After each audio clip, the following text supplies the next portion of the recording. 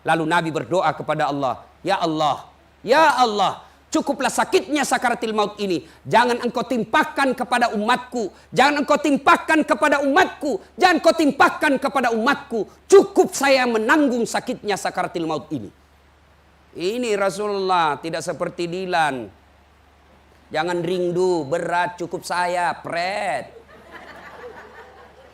Rasulullah apa katanya? Jangan kau timpakan kepada umatku sakitnya sakaratil maut, biar saya yang tanggung. Ini namanya pemimpin, menanggung umatnya dunia sampai akhirat. Nah, ibu bapak, saudara-saudara sekalian, wa taubatan qabla wa rahmatan indal maut wa maghfiratan ba'dal maut. Paripurna sekali ini doa. Diampuni sebelum mati, disayangi ketika dicabut nyawanya, pas sudah meninggal diampuni segala dosa-dosanya. Ini ibu-ibu hafal ini. Taubatan qablal maut wa rahmatan indal maut wa maghfiratan ba'dal maut. Allahumma hawwin alaina fi sakaratil maut. Sudah, itu ibu baca. Bu, berapa kali sholat sehari? 5. Kalau 5 kali ibu tiap minta tiap hari, masa Allah tidak kabulkan? Padahal Allah sudah janji, ud'uni astajib lakum. Minta kau kepadaku, pasti saya kasih. Itu janji Allah, bukan janji caleg. Oh, kalau caleg dibagi-bagi kartu namanya, Pak, nih pilih saya, sama-sama kita orang Bugis, nih pilih saya. Begitu dipilih diganti nomor HP-nya. Pembohong. Tapi Rasulullah mengajarkan kepada kita. Ya, Bu. Ud'uni astajib lakum. Minta kau kepadaku, pasti saya kabulkan. Tetangga saja kalau 5 kali diminta 1 hari, lalu kita minta 3 hari, pasti dikasih. Ambil, capek sudah saya minta terus. Makanya minta terus, minta. Taubatan qablal maut, wa rahmatan indal maut, wa maghfiratan ba'dal maut. 5 kali kita hari minta sehari, masa Allah tidak kabulkan? Yang jadi masalah, kita terlena dengan bisikan setan. Kita selalu berpikir masih lama mati, masih lama mati. Padahal usianya sudah 60 tahun. Masih lama mati, masih lama mati. Padahal usianya sudah 70 tahun. Siapa janji kok masih lama mati? Ayo, yang ada di pikiran kita, saya lihat cucuku menikah. Yang ada di pikiran kita, saya lihat nanti anak buahku dilantik. Kapan kita berpikir bagaimana kalau saya meninggal besok? Nah, ini gunanya takziah. Ibu bapak, saudara-saudara sekalian. Nah, bicara tentang sakaratil maut, ada manusia yang paling menderita sakaratil maut. Siapa? Anak yang durhaka kepada kedua orang tuanya. Tersebutlah sahabat Nabi. Sahabat Nabi itu artinya, Bu, tidak semua ya, dengar definisi sahabat Nabi. Sahabat Nabi itu 1, hidup sesama dengan Nabi. 2, ketemu dan bergaul dengan Nabi. 3, beriman kepada Nabi. Dan yang keempat, matinya pun tetap beriman kepada Nabi. Ada orang ketemu sama Nabi, sesama dengan Nabi, tapi tidak beriman kepada Nabi. Abu Lahab, Anda boleh disebut sahabat. Ada orang beriman kepada Nabi, bergaul dengan Nabi, seumuran dengan Nabi, tapi akhirnya matinya tidak beriman kepada Nabi, bernama orang munafik. Siapa? Abdullah bin Ubay. Terakhirnya dia kafir, mengkhianati Rasulullah. Nah, sahabat ini beriman kepada Nabi, bergaul dengan Nabi, kemudian matinya pun beriman kepada Nabi. Namanya Alqamah. Alqamah ini rajin sekali beribadah. Di mana Nabi dakwah, di depan ada Alqamah. Di mana Nabi jamaah, di belakang ada Alqamah. Tapi anehnya, ketika sakaratil maut tidak bisa mengucapkan 2 kalimat syahadat. Dibimbing oleh Bilal. Bilal, la ilaha illallah. Alqamah cuma bilang, la, tidak ada, tidak. Kaku bibirnya. Didoakan, tetap tidak bisa. Lapor sama Nabi, ya Rasulullah, tolong doakan Alqamah. Sakaratil maut tidak bisa syahadat. Loh, kok bisa? Baik sekali agamanya itu. Coba, didoakan Nabi, tetap tidak bisa. Nabi lalu bersabda, pasti ada dosanya besar ini. Kau cari bapaknya, ternyata sudah meninggal. Cari ibunya, ketemu. Bilal berkata, Bu, anak ibu sisa Alqamah sakaratil maut tidak bisa syahadat. Mungkin ada dosanya sama ibu. Nabi minta dimaafkan. Apa kata ibunya? Nah ada apa mi? Kurang ngajar memang itu anak.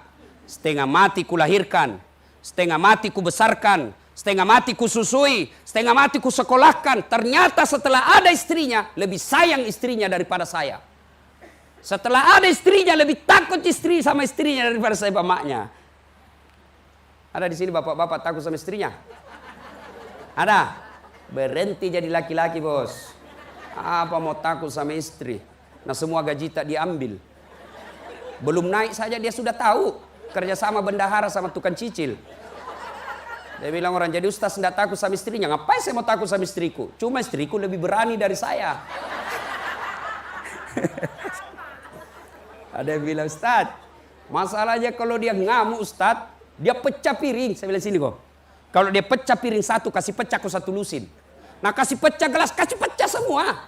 Piring gelas bisa dibeli. Harga diri sebagai suami tidak boleh diinjak-injak istri. Allahu Akbar.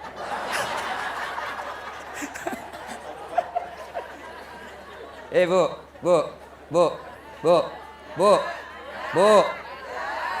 Jangan gara-gara ibu suami durhaka sama orang tuanya. Jangan ibu. Ibu-ibu ngomong, orang Bugis bilang dongo-dongo. Beleng-beleng. Tahu beleng-beleng? Dongo. Tahu dongo? Beleng-beleng.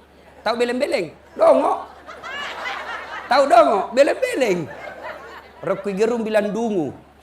Marah sama suaminya. Apa terus? Mamamu terus. Sedikit-sedikit mamamu. Kawin kau sama mamamu. Mana mau kawin sama mama dongo? Ayo. Mamamu terus. Kau pergi sama mamamu. Assalamualaikum warahmatullahi wabarakatuh.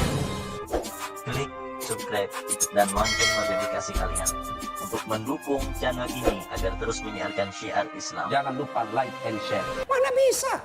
Ibu terima suami sudah jadi tentara. Ibu terima suami sudah punya rumah, punya pangkat. Ibunya orang dari rahimnya.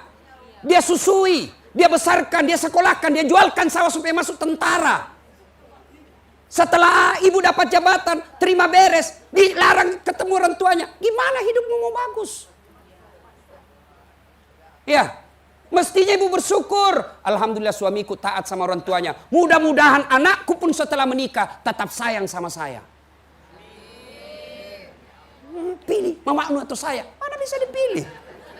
Yang ketawa, saya serius ini. Baik kalau cantik. Ngamu aja kan. Mana kita mau tenang? Bu, mestinya kalau datang mertua dari Sulawesi, kita sujud syukur. Datang keluarga mertua kita dari Jawa, sujud syukur. Kenapa? Ya Allah, terima kasih kau kirim orang tua ini. Sehingga saya tidak perlu datang ke Sulawesi mengabdi. Tidak perlu datang ke Jawa mengabdi. Tidak perlu datang ke Sumatera mengabdi. Kau kirim orang tua ini sehingga ada waktuku untuk berbuat baik kepada orang tua ini. Gara-gara inilah orang tua supaya saya punya suami tentara sehingga saya tidak jadi gasturi. Tahu gasturi? Gadis tua Republik Indonesia. Coba kalau tidak ada suaminya ibu. Apa? Ya? Bersyukur. Ini datang mertuanya. Baru coba lihat itu orang tua dari kampung. Ya? Coba lihat orang tua dari kampung. Bawa beras. Padahal dia tahu bapak anaknya itu sudah tentara. Ya? Dia bawakan anaknya beras. Bawa ayam 3 ekor, lepas 1 di terminal. Dikejar lah. Coba lihat itu orang tua. Dia bawa sampai ikan, sampai sabuk kelapa pun dia bawa. Karena dia tahu anaknya suka ikan bakar. Ayo. Baru duduk mertuanya langsung ditanya. Mak, kapan pulang? Baru datang. Langsung dia bilang, langsung dikasih tahu suaminya.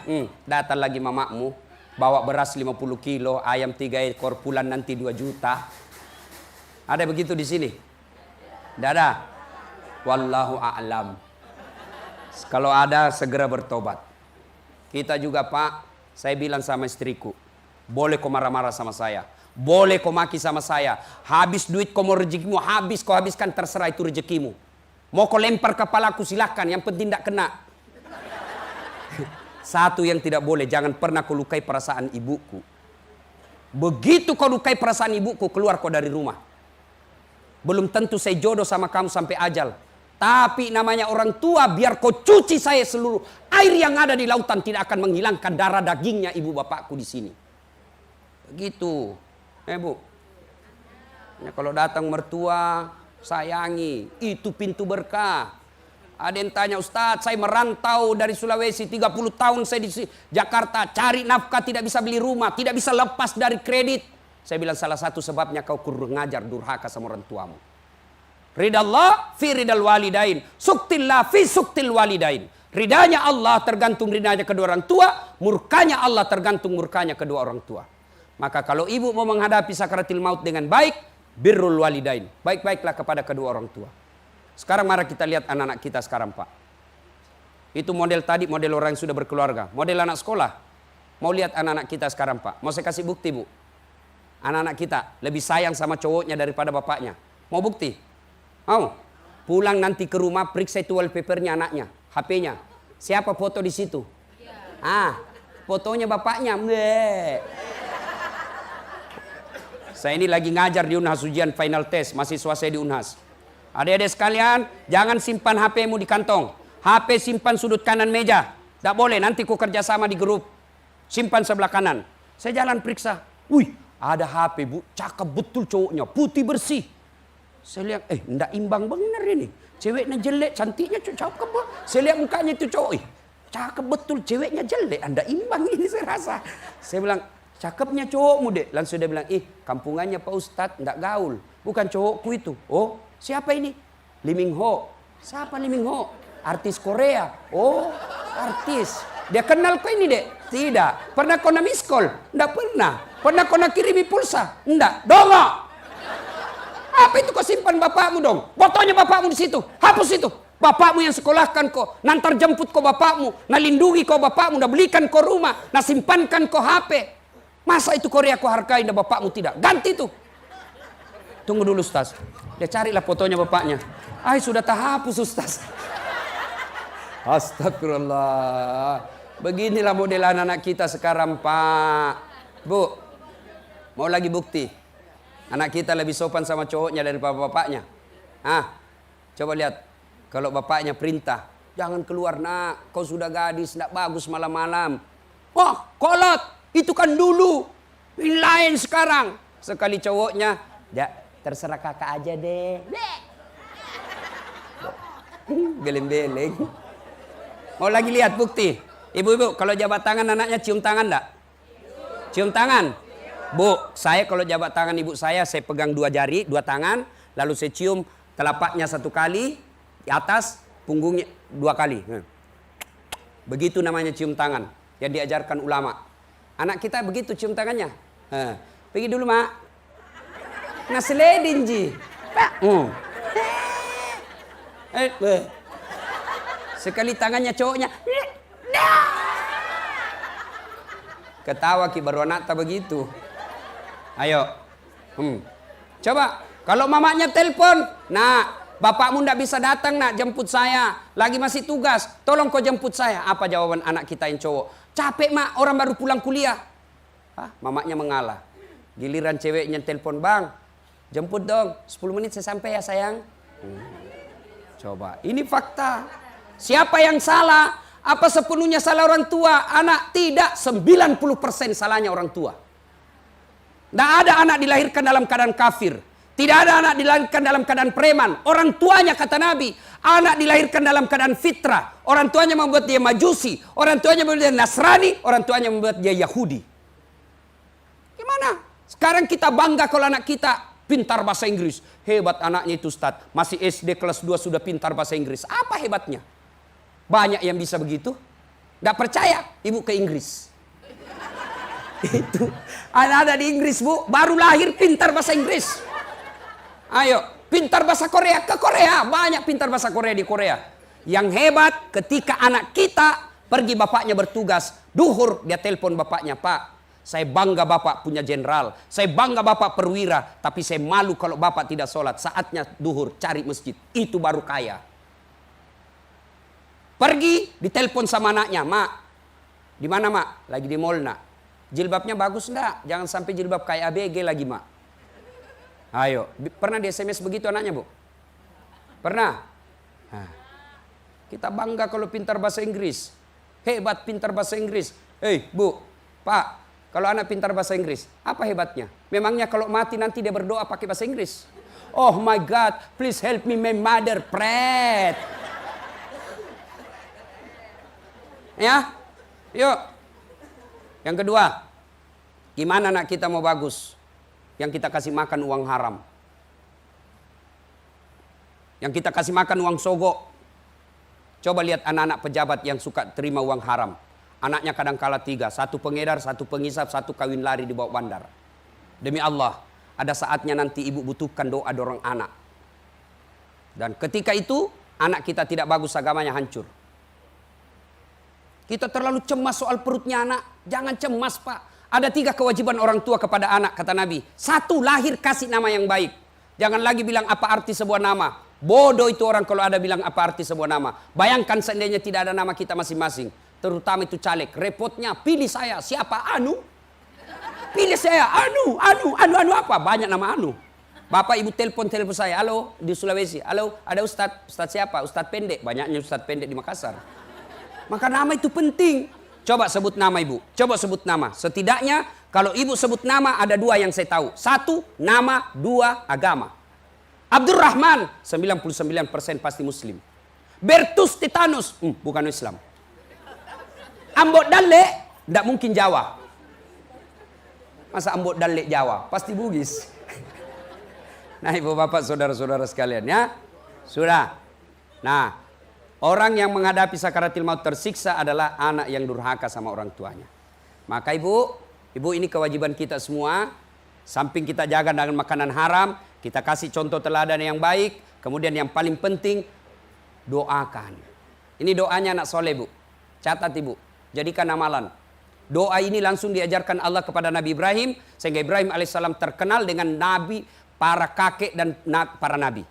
Ibrahim alaihissalam. Apa doanya? Rabbi habli minas solihin. Ya Allah, berikan hamba anak yang soleh. Gimana caranya? Amalkan. Ibu lagi suap cucunya. Ayo nak, mam. Rabbi habli minas solihin. Disampo, dimandi, usap-usap rambutnya. Rabbi habli minas solihin. Mau pergi sekolah, bisik telinganya. Rabbi habli minas solihin. Pulang sekolah, dipeluk lagi, bisik. Rabbi habli minas solihin. Apa itu ke? Apa itu mak? Saya doakan kau nak supaya jadi anak yang soleh. Ada kemanakan saya di kampung, namanya Fatur. Sudah mau maghrib, masih main bola. Terpaksa saya masuk lapangan. Ayo berjamaah di maghrib. Sedikit lagi om, sampai saya tunggu dia. Azan maghrib masih main bola. Terpaksa Ustadz Dasat masuk lapangan. Saya bisik telinganya. Rabbi habli minas salihin. Langsung menangis. Heran semua orang lihat saya. Jago apa Ustadz? Dia bisik di kemanakannya dan menangis. Dia tidak tahu telinganya saya bisik, tanganku dibawa menjepit. Artinya apa? Artinya apa? Pendidikan bahwa kalau anak salah kasih hukuman. Anak salah kasih hukuman. Supaya apa? Dia tahu bahwa kau salah ada sanksinya. Tapi jangan lupa doakan kenapa hidayah datang dari Allah. Sekarang bapaknya mau tegas sebagai tentara. Datang lagi ibunya yang bela. Bapaknya mau tegas tidak mau kasih uang jajan. Mamaknya lagi masuk dari belakang. Jangan kasih lihat bapakmu. Nah, nih. Mana anak tidak rusak. Ya. Satu. Orang yang durhaka sama orang tuanya menghadapi sakaratul maut dengan sengsara. Yang kedua, orang yang menghadapi sakaratul maut dengan sengsara, siapa? Mereka yang tidak tahu ngaji. Saya pernah lihat orang sakaratul maut, bu, 1 minggu. Rumah sakit Wahidin Makassar. 1 minggu sakaratul maut, enggak mati-mati. Ingat, kalau ada orang sakaratul maut lama, berarti lama disiksa itu. Saya kasihan, saya datangi, saya bisik telinganya. Bismillahirrahmanirrahim, Yasin. Dia bangun, dia lempar saya air gelas. Berhenti kau ngaji, panas telingaku. Barusannya ada orang saya ngajikan, panas telinganya. Saya ulang lagi, Bismillahirrahmanirrahim. Ya, sudah lempar lagi saya. Basah bajuku. Saya ingat, peringatan dari Allah. Saya keluar, saya tanya anaknya. Ibu, pintar mengaji mamanya. Oh itu dia Ustadz, mama ajiku tidak tahu ngaji. Orang Bugis bilang ngaji kajili-jili. Coba, kalau andai saya menteri agama, syarat menunaikan ibadah haji, lancar ngaji, pasti turun itu pendaftar. Sekarang banyak orang tidak tahu ngaji. Bapak ibu, kalau ibu tidak tahu baca Quran, maka wawancaranya, proses tanya jawabnya di akhirat ibu tidak bisa jawab. Kenapa? Bahasa nanti di akhirat bukan bahasa Sunda, bukan bahasa Jepang, bukan bahasa Bugis, bukan apa? Bahasa Quran. Berarti tidak tahu ngaji, gelap dia punya kehidupan akhirat. Kita belajar ibu. Terlambat Ustadz, masa mau masuk TKTPA? Ya enggak usah masuk TKTPA. Gimana caranya? Cari remaja masjid, gaji per bulan. Makan ongkos lagi. Demi Allah, belajar ngaji tidak ada artinya ketimbang. Tidak ada artinya 500.000 ketimbang ibu bisa ngaji. Pembeli pulsa saja ibu ratusan ribu per bulan. Ya. Nah, sudah sakaratul maut, dicabut nyawa, meninggal. Datanglah kita melayat. Nah, ini yang perlu diluruskan. Kita datang melayat, 1, datang nginjak-nginjak sunnah Nabi. 2, tambah-tambah dosa. 3, tidak ada manfaat buat orang mati. Saya lihat orang begitu. Kenapa saya bilang nginjak-nginjak sunnah Nabi? Datanglah, jilbab hitam, kudung hitam, baju hitam, rok hitam, kacamata hitam, payung hitam. Siapa ajar ke hitam-hitam? Nah, bilang begitu kulihat selebritis. Selebritis ki yang disunahkan putih-putih. Dosakah pakaian hitam-hitam? Tidak, tapi dicintai Allah dan Rasulnya kalau pakaian putih-putih. Yang kedua, kenapa saya bilang tambah-tambah dosa? Bagaimana tidak tambah-tambah dosa? Datang mencela. Datang ibu, mulai duduk itu, apa? Tidak serasi kudunya sama roknya. Satu orang dicela, lewat lagi yang palsu lipstiknya. Kenapa kau tahu? Melengket di giginya. Itu semua dicela, itu semua. Sampai ustadz pun dia celah. Itu lagi tuh ustadz. Itu juga bajunya waktu di TV One. Semua dicela. Coba majelis taklim saya di Makassar, saya bilang, ibu kalau datang melayat bawa minimal surah Yasin. Tidak sempat baca Yasin Ustaz, baca Fatihah. Ulang-ulang itu. Tambah kul huwallah 3 kali minimal. Tidak bisa juga Ustaz, tahlil saja. La ilaha illallah, la ilaha illallah. Tidak bisa juga, diam. Tidak bisa juga diam, cepat mi pulang. Aku tinggal saja bawa dosa. Yang ketiga, tidak ada manfaat buat orang meninggal. Kenapa tidak ada manfaat buat orang meninggal? Tidak ada yang ikut sholat jenazah. Gimana orang mau sholat jenazah? Tidak ada keluarganya sholat jenazah. Anaknya sibuk ngurus ambulans. Menantunya sibuk ngurus tenda. Iparnya sibuk ngurus konsumsi. Tidak ada yang ikut sholat jenazah. Padahal keluarganya dulu. Kenapa? Orang lain belum tentu ikhlas. Saya tidak tahu sholat jenazah Ustaz. Kursus kilat. Yang tidak tahu sekolah. Saya hampir tidak pernah melihat perempuan sholat jenazah. Maka jangan heran kalau ada perempuan meninggal sedikit juga yang sholat jenazah kan? Kenapa? Karena waktu hidup jarang sholat jenazah. Allah Maha Adil.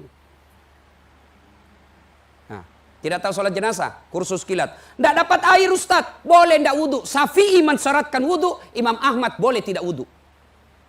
Susah buka sepatu Ustaz, kita militer boleh bapak sholat pakai sepatu. Tidak buat rumahnya di teras, tidak buat teras, jalan raya. Yang penting tidak ada mobil. Saya tidak tahu Ustaz, ikuti saja imam. Yang penting jangan ruku.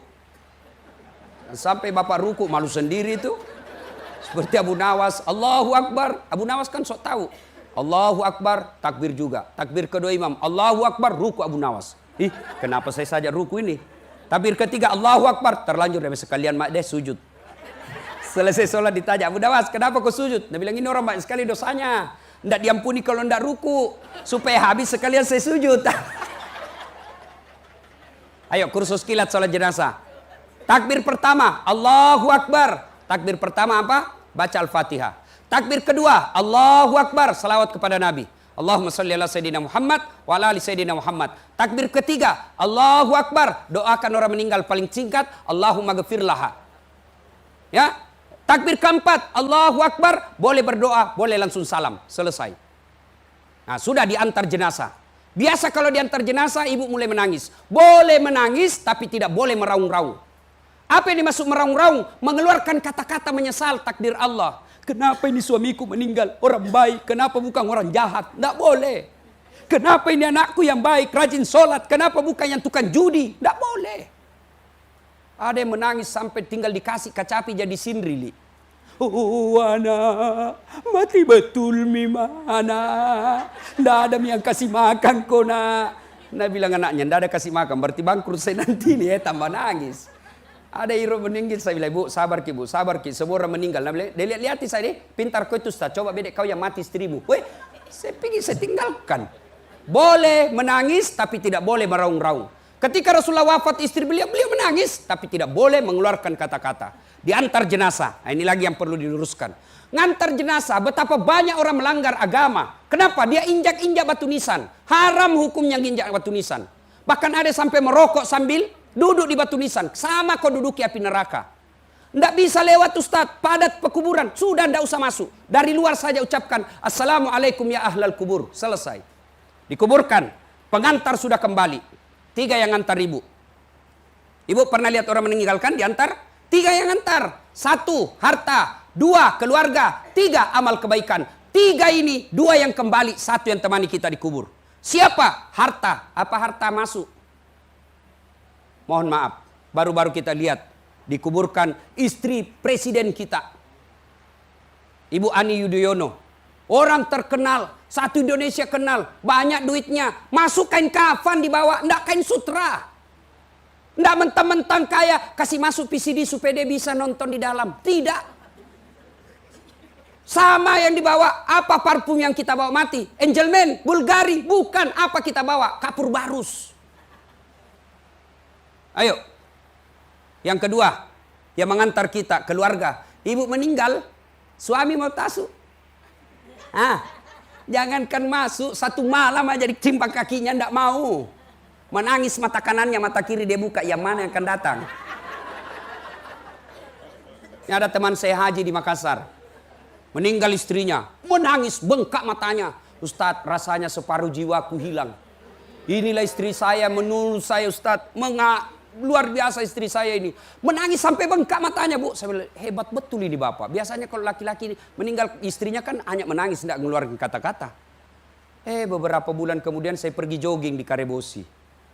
Ketemu saya sama itu Bapak. Dengan cewek yang putih, tidak pakai jilbab, masih muda, terurai rambutnya. Saya tanya, Pak Haji siapa itu? Dia bilang, mohon maaf Ustaz, yang baru. Ayo. Yang ketiga, yang ikut menemani kita masuk adalah amal kebaikan. Sudah dimakamkan.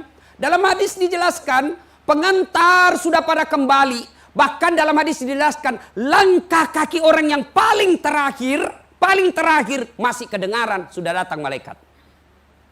Masuk kita dikubur. Maka ketika masuk di kubur datanglah malaikat. Nah, yang paling menderita di dalam kubur kata Nabi, yang paling menderita kata Nabi, al-mutakhawilu bis shalah, yang menganggap enteng salat. Bu, saya tanya, pernah rasakan mati lampu? Pernah? Kalau saya bukan pernah, sering. Bagaimana Anda Ibu ini mati lampu nih? Tiba-tiba ada ular sanca masuk. Ngeri enggak Ibu? Ngeri. Mati lampu tiba-tiba ada ular. Padahal ini rumah besar. Masih bisa kita ke lantai 2. Mati lampunya paling sebentar. Kalau mati lampu kita bisa ambil handphone center. Masih ada security, kita berteriak, "Weh, ada ular." Ada tetangga bisa bantu kita. Ada mungkin kita cobek-cobek, dilempar itu ular. Gelisahnya kita. Tapi ketahuilah ketika kita masuk di kubur. Mati lampunya bukan 1 hari. Mati lampunya selamanya. Lebarnya 30 cm, panjangnya 1 cm 30 meter, 1 cm 50 meter. Ditindis oleh batu, diikat kain kafan. Maka datanglah utusan Allah, namanya Asisuhul ya al-Uqra. Maka jenazah berkata, "Man anta, siapa kamu?" Dia menjawab, "Sayalah solatmu yang kau pandang enteng selama ini." Apa wujudnya? Kata Nabi, ular, ekornya cuma 1 tapi kepalanya tidak bisa kau hitung. Apa tugasmu? Saya diperintah Allah untuk melilit dan menyiksa kamu sampai datangnya hari kiamat. Jadi kalau 3000 tahun baru kiamat, 3000 tahun kita disiksa kubur. Ayo Ibu. Orang yang paling menderita adalah orang yang tidak sholat. Ketika pengantar pulang datang malaikat menyodorkan 5 pertanyaan. Tapi kalau baik sholat, tidak usah bingung soal 5 pertanyaan ini. Semua bukan urusan kita. Datang malaikat. "Marabbuka, siapa Tuhanmu?" Kalau orang baik sholatnya dia akan jawab, "Allahu Akbar." Tahu hebatnya. Barusan saya dapat ini. Ditanya lagi, "Man nabiyuka, siapa nabimu?" Dia jawab lagi, "Asyhadu alla ilaha illallah wa asyhadu anna Muhammadar Rasulullah." Malaikat tambah jawab, tambah hebat, tentara ini. Dia bilang, "Mungkar, kir, maju kau nakir." Nabi bilang, "Nakir, sedangkan kau mundur mungkar, apalagi saya." Akhirnya mungkar nakir naik melapor kepada Allah. "Ya Allah, ada hambamu mati, saya tanya, man rabbuka?" Dia jawab, "Allahu Akbar." Allah berfirman, itu bukan dia yang jawab, tapi solatnya. Karena dia baik solatnya, tidurkan dia untuk menunggu hari kiamat. Seperti nikmatnya tidur pengantin baru. Masih ingat waktu pengantin baru? Apa kita bilang? Cepat betul pagi. Begitu enaknya pengantin baru, sampai sekarang saya selalu mau ulang. Coba. Itu kalau baik solatnya. Tapi kalau tidak baik solatnya, datang malaikat, dia bilang, "Sudah lama ku tunggu kau. Kau paling banyak cerewetmu itu." Ditanyalah dia, "Marabbuka?" Dia, tunggu dulu, orang baru datang. Malaikat pun dia mau debat. Ditanya lagi, "Marabbuka, siapa Tuhanmu?" Kaget langsung dia jawab, "Ketuhanan yang Maha Esa." Ini bangsa Indonesia yang beres Pancasilanya tapi tidak beres solatnya. Lalu Mungkar Nakir naik melapor, ya Allah, ada hambamu saat tanya, Marabuka? Dia jawab, ketuhanan yang Maha Esa. Itu bangsa Indonesia yang bagus Pancasilanya tapi tidak bagus agamanya. Seret dia seperti tersiksanya orang sakit gigi. Pernah rasakan tidur sakit gigi? Tidak ada enaknya toh.